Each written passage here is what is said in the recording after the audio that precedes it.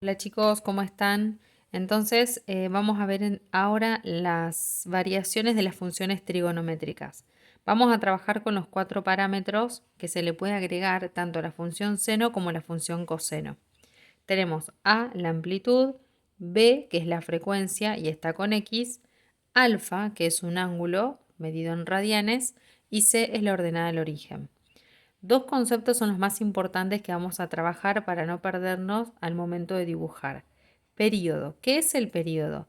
Indica cada cuánto se repite la gráfica. Ustedes fíjense que la función completa, la función seno completa, que es la que yo tengo con lápiz, tiene un periodo de 0 a 360 grados, es decir, que la función se representa completa hasta 360 grados. En el caso que a mí me dé, por ejemplo, 180 grados, significa que se va a dibujar la función completa, pero solamente hasta 180 grados. El desfase indica cuánto se va a trasladar la gráfica, es decir, una vez que nosotros le agregamos un ángulo a la función, si dividimos ese ángulo con el valor de b, vamos a saber cuánto se traslada la gráfica hacia la derecha o hacia la izquierda. Siempre es con signo contrario, si es positivo es hacia la izquierda y si es negativo hacia la derecha. Entonces veamos los ejemplos. Si yo modifico el valor de a, lo que estoy modificando es la amplitud. Si puse un 2, por ejemplo, 2 seno x, fíjense que la función queda como más alta, podríamos decir, ¿no? Este que estaba en 1 pasa en 2 y el que estaba en menos 1 pasa a menos 2.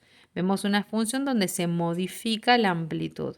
Si es un medio, en lugar de ser más alta, va a ser un poquito más baja. Si es como que se achata la función. El que estaba en 1 pasa a un medio, perdón, y el que estaba en menos 1 pasa a menos un medio. Esta es la función I3. La que tenemos en color naranja sería menos 1, es decir, que la voy a invertir. Lo que tengo en punto máximo pasa a mínimo y lo que tengo como punto mínimo pasa a máximo y ahí representamos esta función que es menos 1 seno de x. Esas son las modificaciones de amplitud. Acá podemos tener otras modificaciones que son las de frecuencia. ¿Qué pasa cuando cambio la frecuencia? Le agrego un número a x. Puede ser 2, puede ser un medio u otro ejemplo cualquiera. En este caso necesitamos un cálculo que es el cálculo del periodo. Para calcular el periodo hacemos 360 dividido el valor de b, que es el que yo le agregué. En este caso me da 180, es decir, que si la función seno original se dibujaba completa hasta 360, ahora se vuelve a dibujar completa, pero hasta 180. De ahí en adelante se sigue repitiendo la función infinitamente. ¿Tá? Fíjense que marcamos los tres ceros y entre esos ceros ponemos el punto máximo y el punto mínimo. En el caso de que tenemos un medio y hacemos la cuenta de dividir, fíjense que nos da más grande, nos queda 720.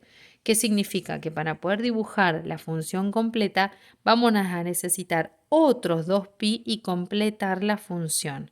Marcamos los ceros y entre esos ceros tenemos el punto máximo y el punto mínimo. El tercer punto es cuando le agregamos un ángulo, que es ese alfa que veíamos en la función. En este caso incorporamos el concepto de desfase. ¿Tá? La cuenta sería el ángulo dividido el valor de b, que en este caso es pi sobre 2. ¿Qué nos indica ese pi sobre 2? Que la función se va a trasladar pi sobre 2 unidades hacia la izquierda en este caso, porque el valor de este paréntesis es positivo. Si yo tuviese un menos, corre hacia la derecha. Siempre es con signo contrario. Entonces veamos los puntos de la función que están con lápiz y se corren pi sobre 2 unidades hacia la izquierda. Fíjense que para mí pi sobre 2 es 1 centímetro. Entonces cada uno de esos puntitos 1 centímetro para la izquierda. Este para la izquierda, este para la izquierda, este para la izquierda, este abajo para la izquierda y el último punto que termina en 3 medios pi. ¿Sí? Último caso, que es el cuarto, es cuando le agregamos un término c, una variable c. En este caso, ese término c es menos 2. Es un número que nos dice que la función cada uno de los puntos de la función seno van a bajar 2 unidades. Fíjense que este pasó a menos 2, el que estaba en 1 pasó a menos 1, el que está en seno pasó a menos 2. Vemos una traslación vertical de la función. ¿Tá? Pero con todos estos ejemplos, vamos a hacer algunos combinados.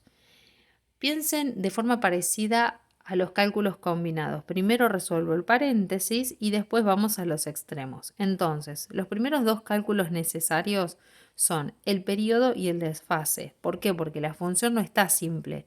Yo le agregué un término b y le agregué un alfa. Entonces, el periodo, la función completa hasta dónde va a aparecer.